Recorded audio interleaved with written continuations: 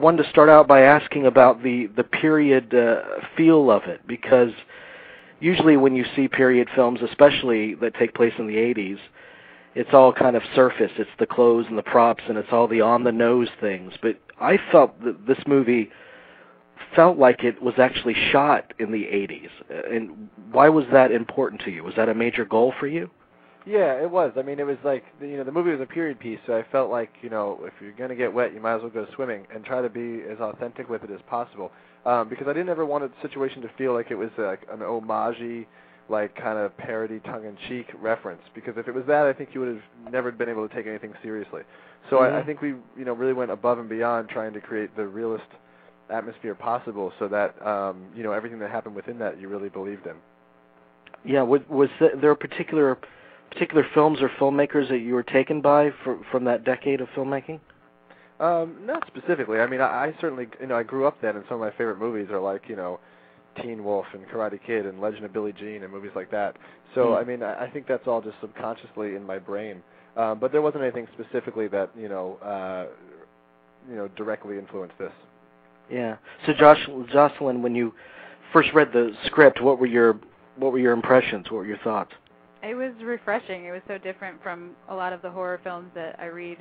And it was, obviously since it's set in the 80s, it's really trying to evoke this different, more innocent time period. And Sam's character also is kind of conscientious and thoughtful in a way that a lot of modern roles aren't. So I was really excited to be part of it.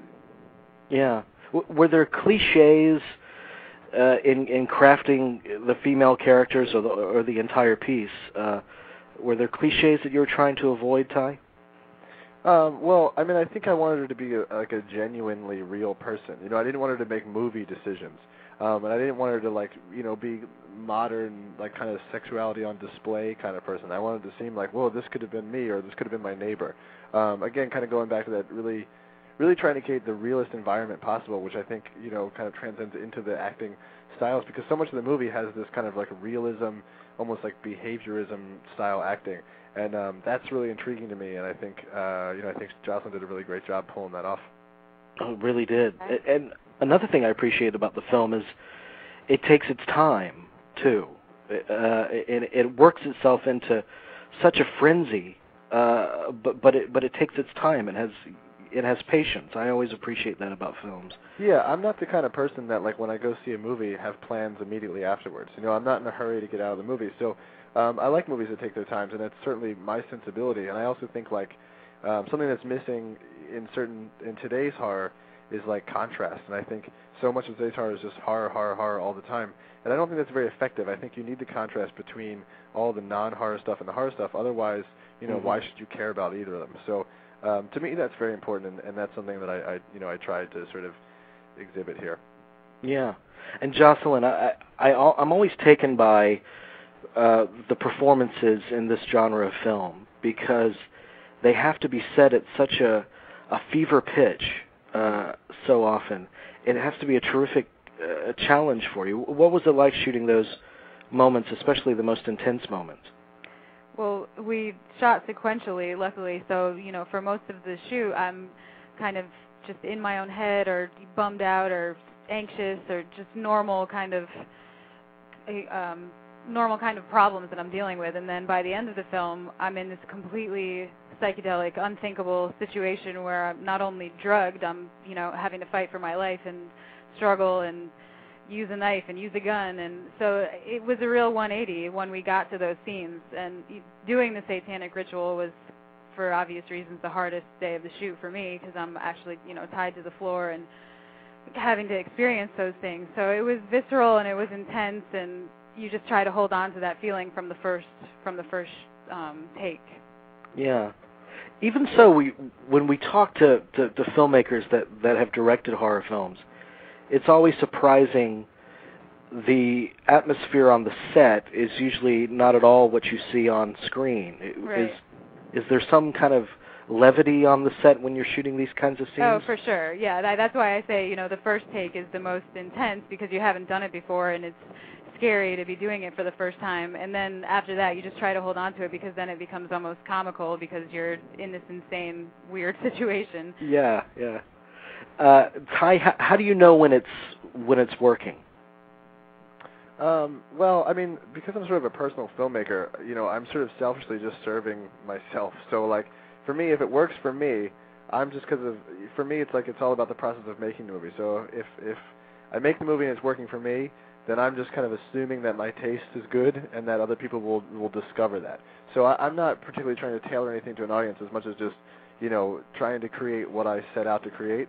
And if people respond to that, then it's very flattering. But if I'm able to do what I want to do, even if they don't respond to it, then I'm still okay with that, because I feel like I did my part and now I'm putting it out there. And if you love it, fantastic. If you hate it, that's okay too.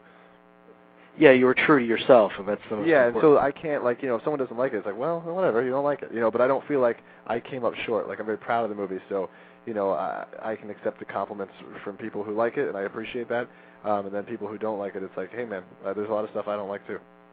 Is there anything about the audience reaction during screenings and things that have surprised either one of you? No, I think, in regards to what works, all the sort of really, like, scary moments, I think, have been universally very successful, which is also satisfying because, you're trying to do that. You're trying to make people jump, or you're trying to make people grossed out, and I know we've been very effective at doing that.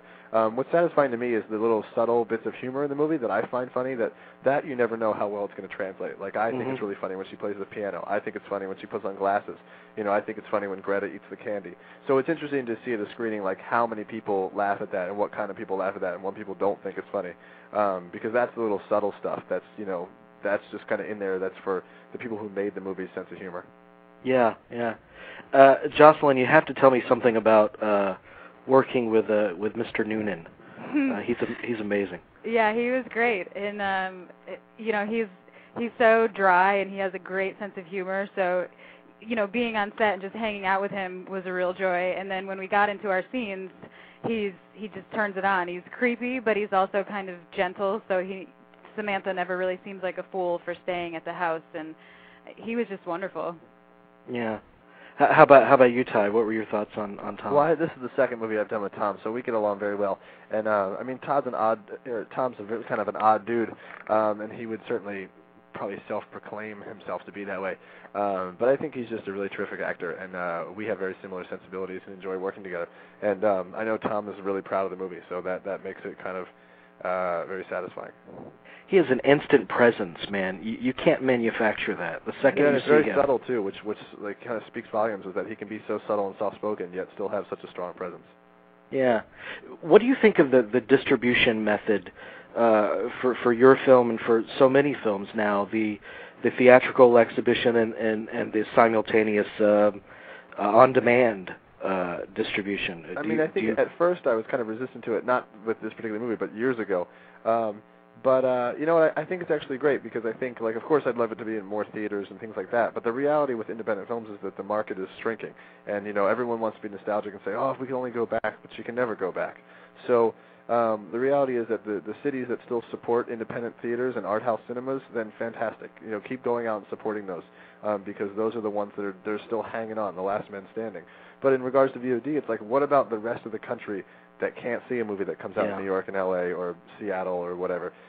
So it's like, I think it's good that now people in the middle of the country who want to see it, they don't have to miss out on it just because they don't live somewhere where it's playing, and we can't, come to every multiplex in the country. So I think it's a way to get movies of all different sizes now, help find their audiences.